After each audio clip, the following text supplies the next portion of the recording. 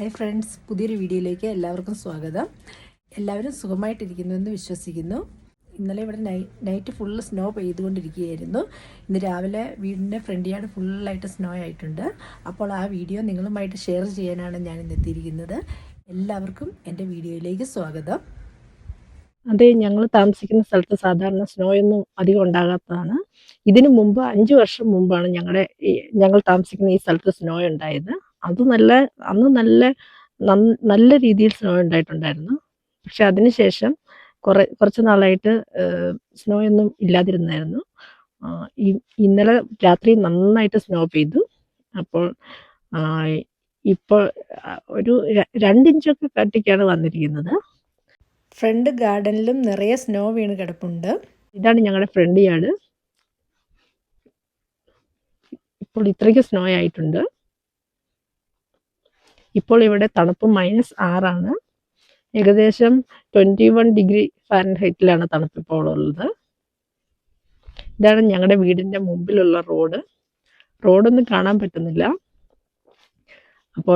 ഇപ്പോൾ ഇവിടുത്തെ അതോറിറ്റീസ് പറഞ്ഞിരിക്കുന്നത് അത്യാവശ്യം എന്തെങ്കിലും സാധനങ്ങൾ മേടിക്കാൻ മാത്രം ഉണ്ടെങ്കിൽ മാത്രം പുറത്തു പോകുക, അല്ലെങ്കിൽ എല്ലാവരും വീട്ടിൽ തന്നെ സ്റ്റേ ചെയ്യുക എന്നാണ്. കാരണം നമ്മൾ ഈ വെതറിൽ പുറത്തിറങ്ങുകയാണെങ്കിൽ കാറൊക്കെ ഓടിച്ചു പോയാൽ കാറിൻ്റെ ടയറൊക്കെ സ്ലിപ്പായിട്ട് ആക്സിഡൻ്റ് ഒക്കെ ഉണ്ടാകാൻ ചാൻസ് ഉണ്ട്. അതുകൊണ്ട് നിങ്ങൾക്ക് അത്യാവശ്യമാണെങ്കിൽ മാത്രം പുറത്തു പോകാനുള്ള പെർമിഷനാണ് എല്ലാവരും പറയുന്നത്.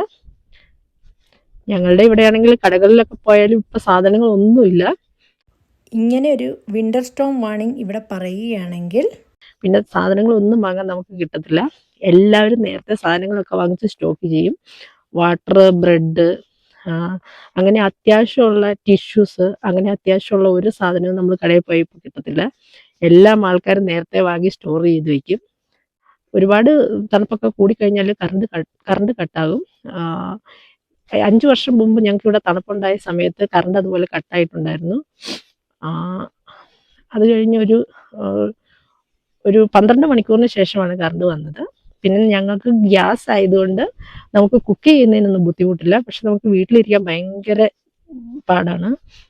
ഇത് ഞങ്ങളുടെ സൈഡിലുള്ള ഗാർഡനാണ്. ഇവിടെ നന്നായിട്ട് സ്നോ വീണ് കിടപ്പുണ്ട്. അപ്പോൾ ഇത്രയുമൊക്കെയാണ് ഇന്നത്തെ എൻ്റെ വീഡിയോ. മറ്റൊരു നല്ല വീഡിയോയുമായി വീണ്ടും കാണുന്നത് വരെ എല്ലാവർക്കും thank you so much. By.